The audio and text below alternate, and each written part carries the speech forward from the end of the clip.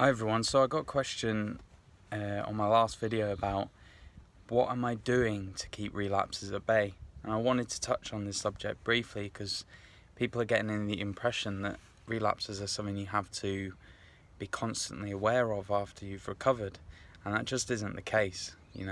Obviously if you're going back to the old habits that got you there in the first place, you want to be wary of where that's taking you, and I made that mistake back in 2018 with the IgA nephropathy, is I didn't listen to my warning signs at all, looking back now. And I went from being someone that was very regimented in knowing what was good for me to having a partner, meeting new friends, socialising, and slowly that was just dwindling away. And it really smacked me in the face when I was, pissing blood and being diagnosed with a kidney disease. Shocked me. Really did shock me.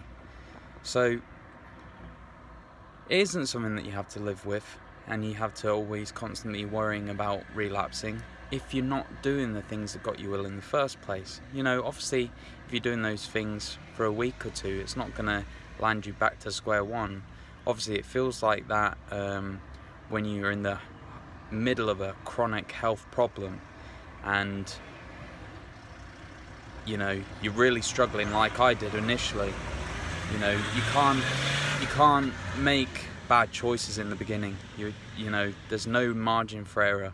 But when you've had a good year behind you of feeling good, it's not going to just smack you back in the face very quickly.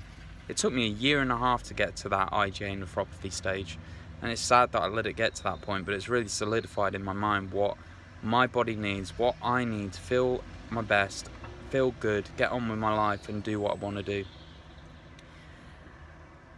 And that's just bringing back to just keeping relapses at bay. That's just doing what I've been saying this whole time. It's about good quality sleep, good quality emotional health, relationships in your life that are beneficial to you rather than being abusive or negative, or anything that's dragging you down that you would be better off without. Get it out of your life. And that's very difficult because a lot of people have a lot of family or friends in their life that they would be better without, but it's hard to break that connection. And it's sad to say, but a lot of the time a lot of people would be better off without certain people in their life. So that's a very important aspect of it. Not living in a domestic abuse situation. All these different scenarios are very bad for the health of your body. Everyone knows how significantly stress plays on your health, especially over the long haul, especially if you have a chronic illness on top of that. Eating well, that's very important for me, especially. If I'm not sleeping very well, I have to be even more spot on with my diet. I'm not going to relapse, but if I want to feel my best, if I want to get on with the day, if I want to do what I have to do, I have to make sure I'm eating right. It's the fuel, it's what you're running off. You have to make sure that what you're putting in your mouth's okay. And a lot of people see it as a very restrictive lifestyle, recovering and then having to live it after recovery. It seems like something, forgive me if I'm wrong, but some people almost go, oh God, I'd have to do that forever, but you have to look at it in a positive way. This diet makes me feel good, therefore I'm having an unrestricted lifestyle.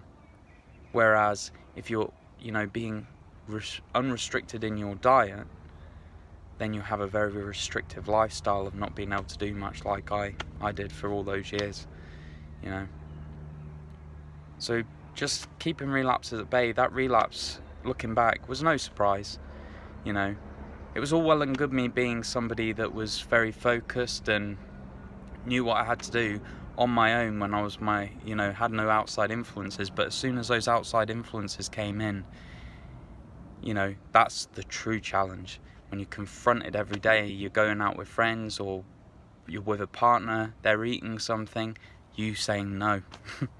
That's the challenge. And that's what I've done again now, and I haven't had any symptoms of the IgA at all. No blood in my urine, no nothing. All my bloods are absolutely fine since just before October last year. And that's just because I followed what I did in the first place. I already knew what was good for my body. I already knew what my body needed. It was just bringing it into the reality of the real world that was a challenge. And it's taken, you know, some getting used to. But yeah, that's how I keep relapses at bay. Doing what I know is good for me. Taking the time for myself. Respecting myself enough to put food in my mouth that makes me feel good. And everything else I mention all the time. So yeah, put in the comment section, guys, of anything else you want me to talk about, because obviously I've got all these videos on my channel. It's hard to think of new things to say. But yeah, thanks for watching, guys.